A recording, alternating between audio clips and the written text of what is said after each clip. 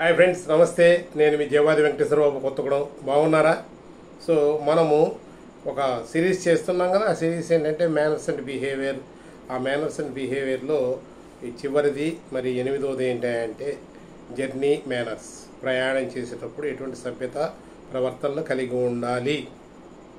అదేంటి సార్ భలే చెప్తారు మీరు, అన్నీ ఏంటో విచిత్రంగా మాట్లాడతారు. ప్రయాణం చేసేటప్పుడు సభ్యత ఏంటండి, జర్నీలో సభ్యత ఏంటి, మా ప్రయాణం మేము చేస్తాం, మా టికెట్ కొనుక్కొని మేము వెళ్తాం, మా కార్లో మేము వెళ్తాం, మా స్కూటర్ మీద వెళ్తాం కాదండి. సో నువ్వు సంఘజీవి, సమాజంలో ఒక భాగం, అంతర్భాగం.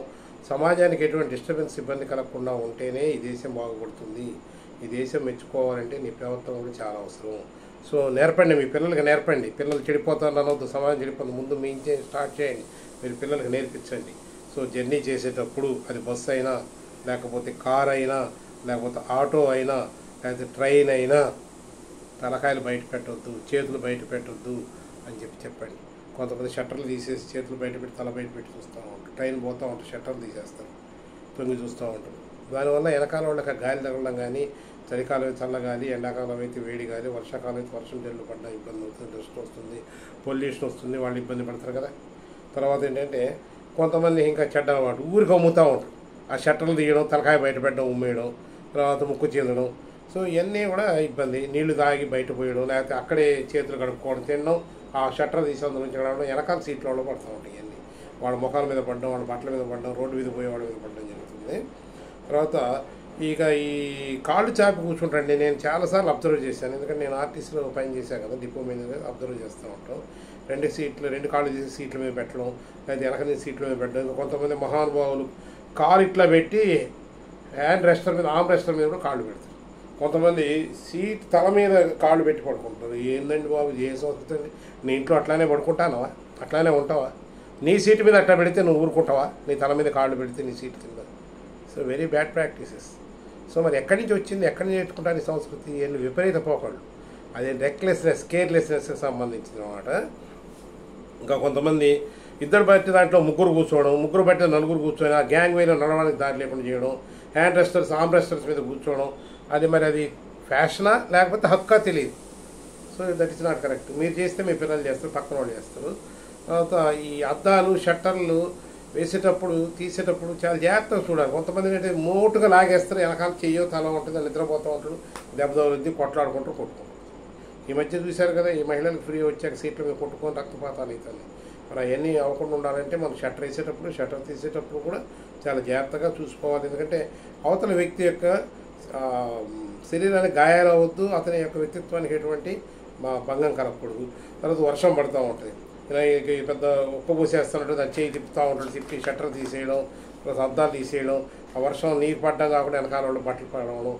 కొంతమందికి ఏమైనా సైనస్ లాంటి ఎలర్జీలో ఉన్నాడు, తుమ్ముడు స్టార్ట్ అవుతుంది.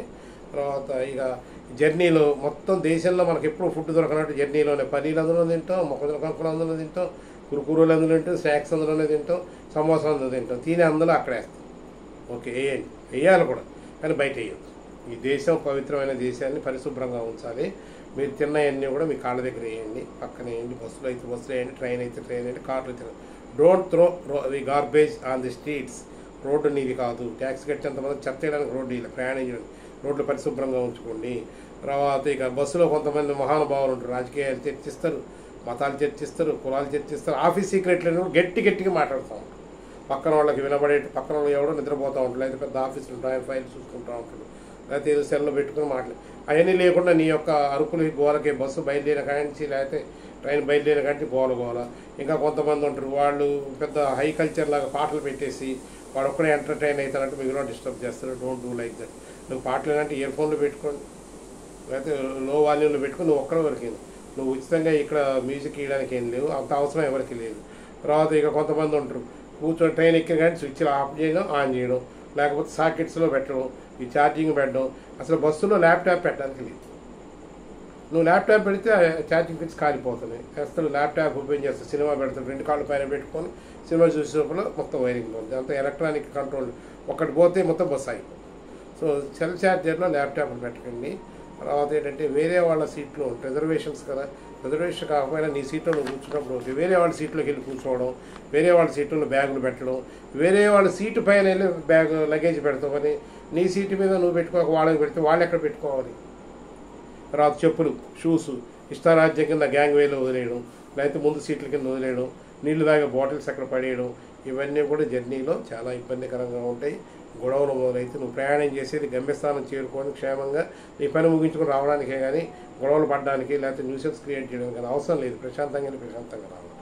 Don't disturb others and get disturb by others. నీకు కూడా ఇబ్బంది కలగకూడదు. ఇక కొంతమంది కళాకారులు ఉంటారండి, బస్సులో కూర్చుని వెనకాల సీట్ల మీద బొమ్మలకి ఇస్తాం, ఐ లవ్ యూ, అమ్మాయిల పేరు రాయడం, సినిమా పేరు రాయడం, హీరోల పేరు రాయడం, ఇవన్నీ ఎందుకంటే అది పబ్లిక్ ప్రాపర్టీ అండి. ప్రైవేట్ బస్సు అయినా, ఆర్టీసీ బస్సు అయినా, రైలు అయినా, కార్ అయినా పబ్లిక్ కదా, సమాజాన్ని ఉపయోగించుకోవడం పెట్టి నువ్వు అవన్నీ షాపింగ్ చేస్తే అట్లా. ఇంకా కొంతమంది ఉంటారు ఏం టైం పాస్ కాక ఇంట్లో గొడవలు, ఆ టెన్షన్ని సీట్ల మీద చూపి సీట్లు చింపారు. మేము చాలా చూసేవాళ్ళం అండి ఆర్టీసీలో సీట్లు చింపేయడం, ట్రైన్లో సీట్లు చింపేయడం. మరి విమానాల్లో చింపుతారో లేదు తెలియదు కానీ ఈ బస్సు ఎక్కితే ట్యాక్సీలు తీసుకెళ్తే ట్యాక్సీలు అట్లా గలీజ్ చేసేస్తారు. తర్వాత ఏంటంటే చాలా ఇంపార్టెంట్ అంటే నువ్వు ప్రయాణం చేసేది సీటు సంపాదించుకొని గమ్యం చేరడమే కదా, ఓపికగా ఉండాలి. నేను బెంగళూరు వెళ్ళినప్పుడు చూసాను, కర్ణాటకలో చాలా డిసిప్లైన్, బస్సు వస్తే క్యూలోనే ఎక్కుతారు, క్యూలోనే దిగుతారు. మరి మన తెలుగు రాష్ట్రాలు ఎందుకు చేయరు? నువ్వు కర్ణాటకలో బెంగళూరు ఉద్యోగం చేస్తే మాత్రం బెస్ట్ సిటిజను, వాళ్ళు ఆంధ్ర తెలంగాణకు వస్తే వరస్ట్ సిటిజన్, తోసుకొని ఎక్కుతారు. ఈ తోసుకొని ఎక్కేటప్పుడు జరిగేటి ఏంటో తెలుసా? మీ మెడలో నగలు పోవడం, మీ సెల్ ఫోన్, మనీ పర్సులు పోవడం. మరి ఇవన్నీ జరగకుండా ఉండాలంటే ఓపికగా క్యూ లైన్లో ఎక్కి క్యూలో దిగితే బాగుంది. అంత రూల్ ఏంటి? వెనక నుంచి ఎక్కాలా, ముందు నుంచి దిగాల. డబల్ డోర్ బస్సులు వైడర్ డోర్లో వెనక పోర్షన్లో నుంచి ఎక్కాలి, ముందు పోర్షన్లో వైడర్ డోర్లో దిగాలి. అయ్యే నీళ్ళు అడ్డంగా ఎక్కేయడం. మరి దిగేవాడు ఎట్లా దిగుతాడు? మీరు వెళ్ళి గేట్కి అడ్డంగా నిలబడి లగేజ్ అడ్డంగా పెట్టుకుంటే ఆలోచించారు. మీకు అదే పరిస్థితి వచ్చినప్పుడు మీ డ్రైవర్ మీద, కండక్టర్ మీద, లేకపోతే ఇతరుల మీద సీరియస్ అవుతారు కదా. మరి అట్లా సీరియస్ అయినప్పుడు మీకు అంత ఇన్కన్వీనియన్స్ ఫీల్ అయ్యారు. మీరు ఎదుటి వాళ్ళు దిగేటప్పుడు మీరు అడ్డం కూర్చున్నప్పుడు వాళ్ళు కూడా అంత ఇన్కన్వీనియన్స్ ఫీల్ అవుతారు. కాబట్టి ఇంకా కొంతమంది మహానుభావులు ఉంటారు, ఇక వాళ్ళకి ప్రయాణాలంటే పెద్ద ఎలర్జీ లాగా. వాహనం ఆగింది, బస్సు ఆగింది, ట్రైన్ ఆగింది, చొక్కా కాలర్ ఇట్లా లేపి ఇట్లా అనుకొని దిగిపోతారు బస్సులో. మళ్ళీ బయలుదేరేటప్పటిగా దాదాపు బాగుతుంటారు. కొన్నిసార్లు ట్రైన్లు మిస్ అవుతాయి. ఏంటంటే అంత అవసరం? నువ్వు చేసే 4 గంటలు 5 గంటల ప్రయాణానికి జర్నీ 5 నిమిషాలు 10 నిమిషాలు బస్సు ఆగినప్పుడు దిగడం, ఎక్కడం, ఇతర వాళ్ళు డిస్టర్బ్ చేయడం. తర్వాత ఫుట్బోర్డు ట్రావెల్ పెద్ద ఫ్యాషన్, హ్యాంగింగ్ లోపలికి వెళ్ళి ఉంటే నీకు సేఫ్టీ కదా. ఎక్కే వాళ్ళకి అమ్మలు ఉంటారు, ఆడపిల్లలు ఉంటారు, వాళ్ళకి ఎంత ఇబ్బంది, ముసలి వాళ్ళకి ఉంటే ప్రెగ్నెంట్ లేడీస్కి, బాలింతలకు ఎంత ఇబ్బంది. ఏ రోజున ఆలోచించావా? ఫుట్బోర్డు మీద నిలబడి ప్రయాణం చేస్తాను, గ్యాంగ్ వేలు అడ్డంగా నిలబడడం, కాలర్లు ఇప్పి తిరగడం ఏమైనా అవసరం లేదు కదా. ఇంకోటి ఏంటంటే దిగే ముందు మీ లగేజీలు, మీ వస్తువులన్నీ సరి చూసుకోండి. లేని పక్షంలో వాటిని మీరు కోల్పోయే ప్రమాదం ఉంటుంది. ఇంకోటి ఏంటంటే చాలా ఇంపార్టెంట్, బస్సు ఎక్కి ప్రయాణం చేసేది ఎగ్జిబిషన్ కాదండి. మీ నగలన్నీ వేసుకొని బ్రాస్లెట్లు పెట్టుకొని పోయినాక బస్సు ఆపేసి పోలీస్ స్టేషన్ గొడవ పడ్డం కంటే చక్కగా కవర్ చేసుకోండి. మగవాళ్ళు అయితే లోపల వేసుకుంటే ఆడవాళ్ళు ఆ చున్నీ కప్పుకోవడం, లేకపోతే బయట కప్పుకోండి, అసలు బ్యాగ్లో పెట్టుకోండి. ఇంకొంతమంది ఏం చేస్తుంటే హంగారు బాటం కింద అందరి ముందు ఆ పర్సులు తీసి లెక్క పెట్టి పైన పెట్టడం, గోల్డ్ తీసుకుని అందులో పెట్టడం, అందరు కనబడేటట్టు పెట్టి దొంగతనం జరగక లబోదిబోవ్ అని చెప్పి బస్సు ఆపేసి నానా రవస్థ చేసే బదులు ముందు జాగ్రత్తగా మీరు తీసుకుంటే ఈ యొక్క సమస్యలు ఉండవు. కాబట్టి దయచేసి ఈ జర్నీలో ఈ మేనర్స్ మనం ప్రయాణం చేస్తే సేఫ్ జర్నీ కాకుండా, దొంగతనాలు లేకుండా, గొడవలు లేకుండా, ఇతరులకు ఇబ్బందులు లేకుండా, దేశం పరిశుభ్రంగా ఉండేటువంటి పరిస్థితులు మనం ఏర్పాటు చేసే అవకాశం ఉంది. మీరు చేయండి, 10 మందికి చెప్పండి, మీ పిల్లలకి నేర్పించండి. అప్పుడు ఈ సంస్కృతి సంప్రదాయాలు దేశం మొత్తం స్ప్రెడ్ అవుతుంది. అందరూ అనుకున్నటువంటి మంచి భారతదేశాన్ని మనం నిర్మించిన వాళ్ళైతాము. నా యొక్క ఇట్లా వీడియో నచ్చితే షేర్ చేయండి, లైక్ చేయండి, కామెంట్స్ చేయండి. మీ యొక్క సలహాలు సూచనలు నాకు శ్రీరామకృష్ణ. ధన్యవాదాలు.